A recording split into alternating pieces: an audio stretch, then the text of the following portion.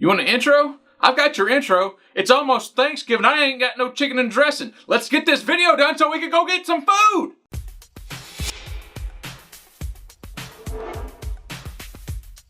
Sorry, folks. I guess I'm just a little bit hangry. Ready for some Thanksgiving.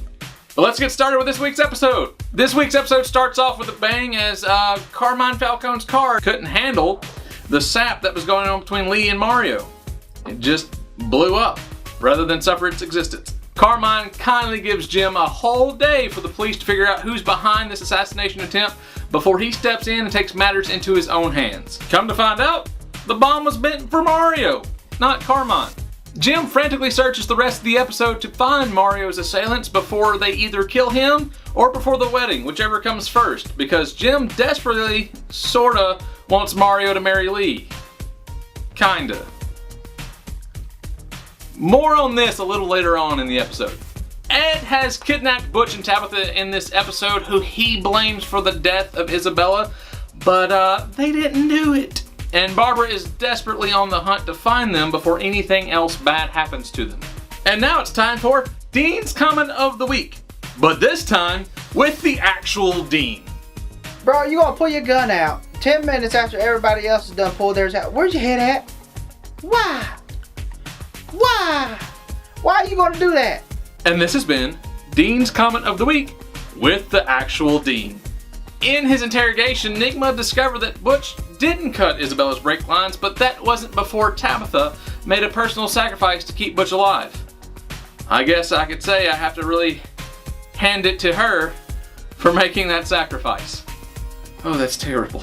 On a much lighter note, Bullock is the acting captain in this episode while Barnes is still in Arkham, and it's causing some stomach trouble. Jim, being the compassionate partner that he is, asked Bullock if Tuttle could take over and be the acting captain for a while, but Bullock said no, he could not because, quote, he shot a cat last week. I guess that is detrimental to your ability to serve as police captain. Or as Trey said, he should be put feline bars. That wasn't me this time. Bullock's antics later on this episode while he's keeping an eye on Mario really continue to build his stock as the most entertaining, or at least the funniest character on the show. I think this relies heavily on the actor, so bravo, Donald. I really appreciate your work. Alfred makes his return in this episode and is cooking up some mean quiche that he's delivering to the people for their breakfasts, until he got IV'd. She wanted outside of the mansion. He wouldn't let her out. He sniffed her perfume. She was gone. Meanwhile, Bruce and Selena discover that the key they found last week that Ivy unknowingly stole might belong to the Court of Owls, which was finally named in this episode, and that makes me excited. After meeting the Whisper Gang, Bruce wants to ally with them to help take down Catherine and the COO. I guess you could say it's a coup against the coup. Someone's been playing a little bit too much Assassin's Creed, haven't they? It's really good form, though. Towards the end of the episode, we begin to discover more about who was trying to take out Mario before he got married, and it comes to find out, it was the Court of Owls. Why? Not quite sure. But Carmine did have a conversation with Catherine in the back of a limousine and ensured the safety of his son. Oh, and Mario's infected with the Tetch virus. So there's that.